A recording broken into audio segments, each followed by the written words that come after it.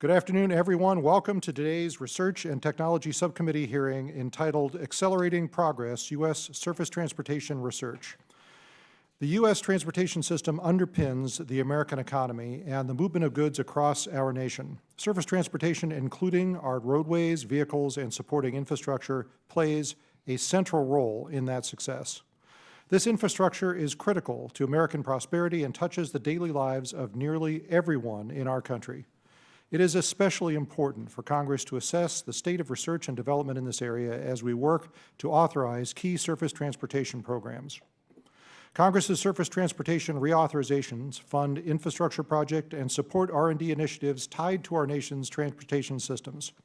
This subcommittee oversees that research and technology titles within each of these bills, which have helped drive meaningful transportation research at major American universities.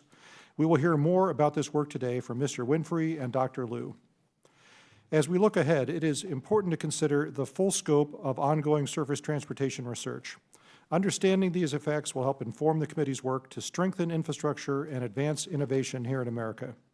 For example, Congress must examine vulnerabilities within our transportation system. We must ensure America's transportation systems are not susceptible to interference or attack from geopolitical competitors like the Chinese Communist Party. Imagine, if you will, a scenario in which global positioning system capabilities commonly used in vehicles were disrupted and could not quickly be restored. Emergency services, such as firefighting agencies, could face delays reaching people in need. Beyond emergency response, a GPS disruption would ripple through freight and logistics networks that rely on real-time routing to move goods nationwide. Delivery schedules would falter, supply chains would slow, and costs would rise for businesses and consumers alike. Competitors could also target other connected systems, such as traffic management networks or vehicle-to-infrastructure communications, to cause widespread disruptions without ever physically damaging a single road or bridge. Artificial intelligence will also play a critical role in transforming our transportation system. Having served as co-chair of the bipartisan House AI Task Force last Congress, I have seen firsthand how swiftly American innovation in AI is advancing. These technologies have growing application in transportation, from congestion analysis to intelligent vehicle systems. AI-powered traffic signals can adjust their operations in real time based on actual traffic conditions, easing congestion and improving fuel efficiency. Predictive maintenance tools can analyze sensor data from bridges and roadways to identify problems before they become safety hazards. In the future, vehicle-to-infrastructure communication systems may use AI to coordinate between vehicles and traffic signals, leading to safer intersections and smoother traffic flows. The Advanced Research Projects Agency infrastructure at the Department of Transportation was authorized by Congress in 2021 to support high-risk, high-reward, next-generation transportation technologies. Digital infrastructure, which enables sensitive computing, network, and communication systems, should be a major focus of future ARPA-I investment. Autonomously driven vehicles are one rapidly growing area of innovation, and companies like Tesla and Waymo are making significant advances. Congress should continue evaluating these emerging technologies to support transportation systems that are both cutting edge and safe. Surface transportation research and technology are vital to the strength of our economy. I'd like to thank our witnesses for being here today, and I appreciate their willingness to help the subcommittee explore these crucial areas of U.S. surface transportation research. Ms. Fritz-Gothroth, I would like to start with you. One of the common frustrations that I hear, not only from members of Congress, but from members of the research community, is that quite often we will fund really promising technology pilot programs that are successful, but then get stuck and never achieve nationwide deployment. So I'm curious about your tenure at the DOT and your experience with overcoming these structural barriers to get research from the lab out into the real world. And specifically, I'm interested in the specific steps that we can take in Congress during this reauthorization to strengthen that process, because obviously a program that never advances beyond the pilot program is not one that most of our constituents are going to realize the benefits from. So part of the problem that I saw when I was Deputy Assistant Secretary for Research and Technology was a big fight over connected vehicles, the industry had developed dedicated short-range communications, and then some of the spectrum was taken away by another part of the government and reallocated so that that technology couldn't be used.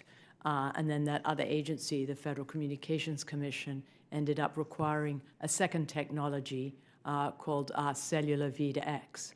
So it was a question of two different departments working in contradictory directions. And we can see this happening again with the Federal Communications Commission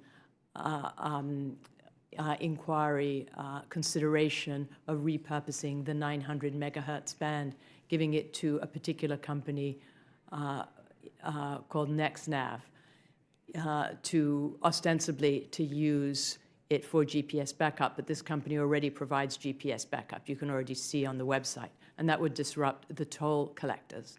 And again, that's a very important transportation resource because that's used for public-private partnerships. If you want to build a new, for example, the new Indiana Toll Road or other kinds of new bridges, tolls are very important.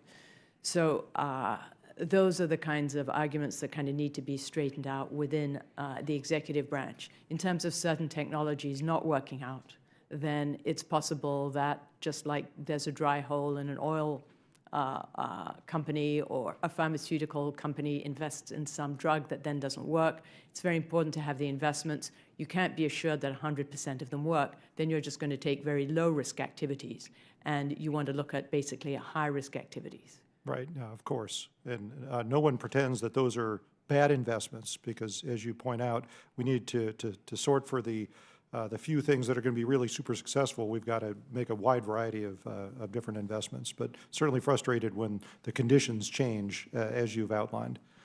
Mr. Winfrey, a similar question for you. I was interested in your written testimony that you noted federal research dollars go furthest when the goal is to deploy technology on real roads, not just produce a study, which I think is the goal of most of these investment dollars.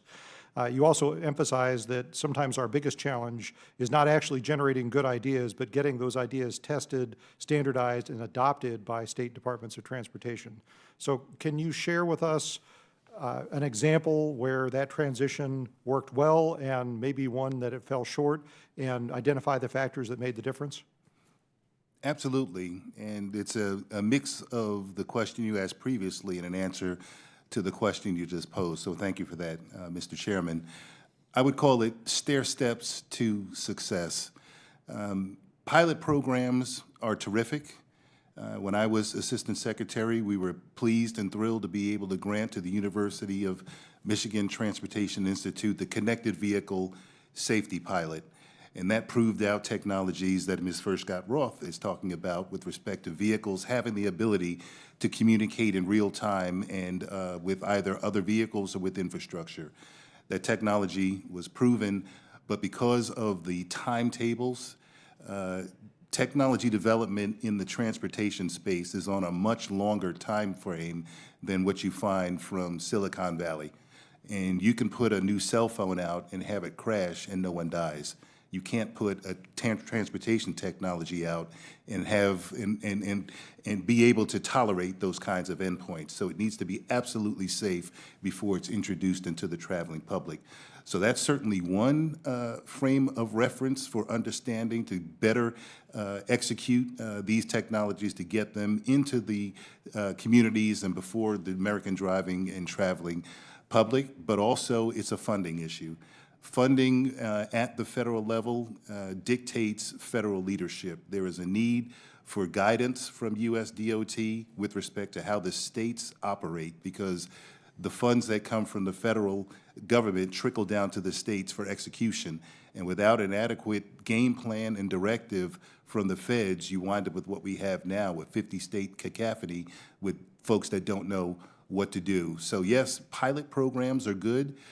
Get those in place, and then have a strategy for nationwide deployment. I think a good instance of where that is showing and bearing some fruit now is with the V2X deployment program through USDOT that TTI is working on in Houston, but Arizona and Utah are both partnered in that regard. This is a deployment program. This isn't a pilot. This is an actual deployment that will have, improve out the technology for nationwide deployment, so it can be done. Right. Well, thank you very much for the insights. So my time has expired.